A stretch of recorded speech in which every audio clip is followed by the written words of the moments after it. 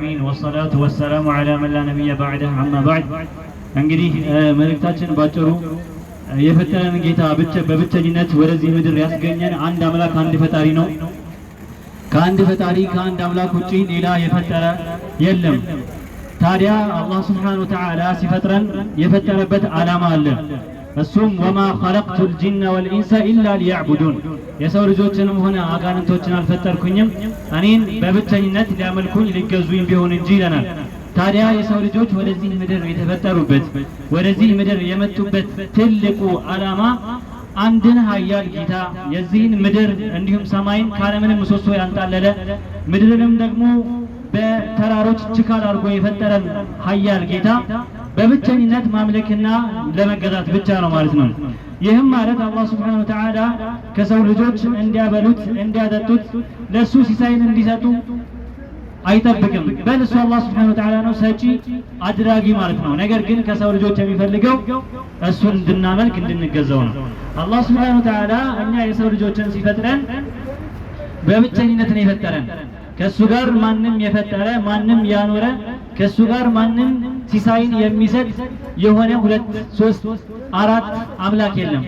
በብቸኝነት የፈጠረው አንድ ፈጣሪ አላህ Subhanahu Wa Ta'ala ነው።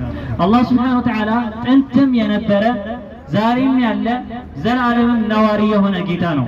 ታዲያ ይህ ጌታ በብቸኝነት የፈጠረ አምላክ በብቸኝነት ያኖረ አምላክ በብቸኝነት የሚያበላ የሚያጠጣ አምላክ በብቸኝነት ሰጪ የሆነ አምላክ በብቸኝነት ከልካይ የሆነው አምላክ አላህ Subhanahu Wa Ta'ala በብቸኝነት ልንገዛው ልናመልከው በብቸኝነት ለሱ ብቻ ልንሰግድ በብቸኝነት ለሱ ብቻ ልንጾም አምልኮትን በአጠቃላይ በብቸኝነት ለሱ ልናደርግ አይገባም ወይ? ይህ ራሳችንን ልንጠይቅ የሚገባው ጥያቄ ነው። አዎ በእርግጥ ይገባል። የሰው ልጆች ግን አመፀኞች ናቸው። በሰይጣን መታለል እንዲሁም ደግሞ በነፍሳችን መታለልና ክህደት አንዱን ኃያል አምላክ አላህ Subhanahu Wa Ta'ala በብቸኝነት ማምለክ ሲገባን ከሱ ጋር ግን 2 3 አማልክቶችን የሰው ልጅን መላእክቶችን ነብያቶችን ድንጋይን ዛፍን ያደርጋል ያኖራል ያበላል ያጠጣል ብለው ያምናሉ ማለት ነው። ይህ ፍጹም ስህተትና ከፈጣሪ ጋር ለዘላለም የሚያቆራርጠን የሆነ ጥፋት ነው። ለምንድን ስንል ከበደሎች ሁሉ ትልቁ በደል ስለሆነ ከበደሎች ሁሉ ትልቁ በደል በመጀመሪያ ደረጃ በደል ምን ማለት ነው ካለን በደል ብሎ ማለት አንድን ነገር መቀመጥ የሌለበት ቦታ ላይ ማስቀመጥ ነው። ማድረግ የሌለበትን ነገር ማድረግ በደል ይባላል።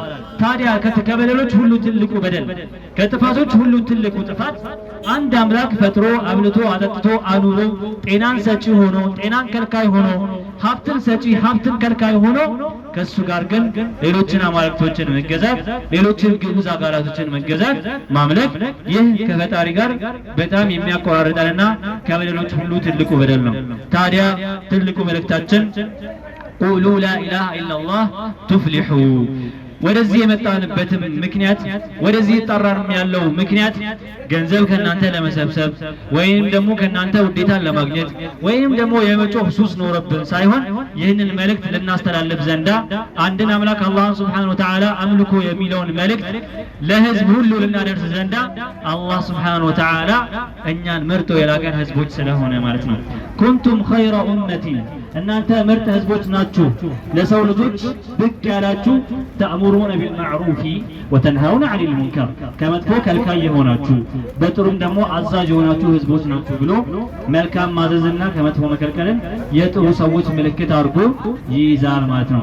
ለዚህም ነው ትልቁ መልእክታችን አንድን አምላክ አላህ Subhanahu Wa Ta'ala በብቸኝነት አምልኩ አንድን አምላክ አላህ Subhanahu Wa Ta'ala በብቸኝነት ተገዙ ቱፍሊሑ ትድናላችሁ ነጻ ትወጣላችሁ ነው ትልቁ ጥሪያችን ማለት ነው። هذا والله اعلم وصلى الله وسلم على نبينا محمد رسول الله